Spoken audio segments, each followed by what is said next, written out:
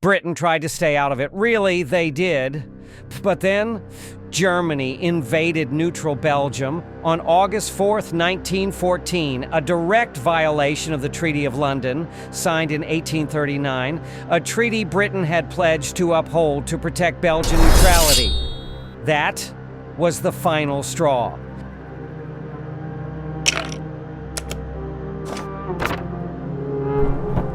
But it wasn't just about defending treaties. Britain had deeper fears. Germany was building a massive navy, threatening British dominance at sea. If Germany conquered Belgium and northern France, it would control key ports across the English Channel, way too close for comfort, and perhaps most importantly, Britain couldn't allow a single power to dominate Europe. That would tip the balance downway and endanger the empire. So in defense of Belgium, in defense of balance, and in defense of its global interests, Britain joined the war. By 1914, the Ottoman Empire was a shadow of its former self. Once feared, now mocked as the sick man of Europe, it had lost territory, prestige, and power.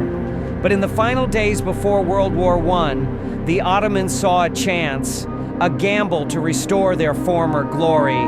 The empire had been humiliated by the Balkan Wars and desperately needed a way to reassert itself on the world stage. Fear of Russian ambitions.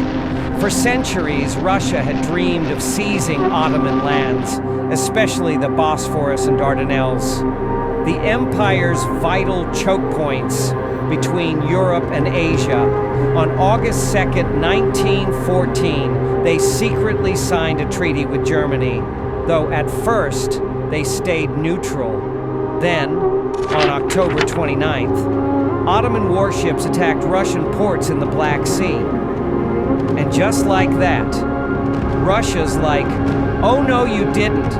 Russia declared war on November 1st, and by November 11th, the Ottomans were officially in the war on the side of the Central Powers.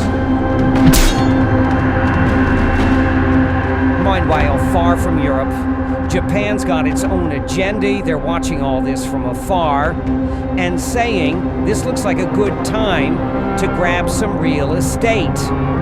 With Britain as their ally through the Anglo-Japanese alliance, Japan declared war on Germany on August 23rd, 1914. And just like that, Japan went on a colonial rampage. First target, Kiaocho Bay in China, including the German-leased port of Qingdao. Then they swiftly seized German-controlled islands in the Pacific, like the Mariana, Caroline, and Marshall Islands. It was a why not moment. Might as well take some land while Europe is distracted, right?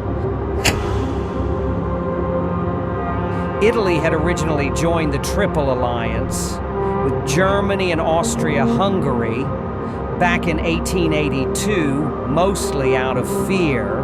Surrounded by bigger empires and still trying to prove itself as a major power, Italy figured better to be inside the club than eaten by it. But when World War I broke out, Italy claimed the alliance was defensive and Austria was clearly the aggressor, so they sat it out. Behind the scenes, though, Italy was shopping for a better deal. The Allies offered something Austria never would, a bunch of territories Italy had long wanted.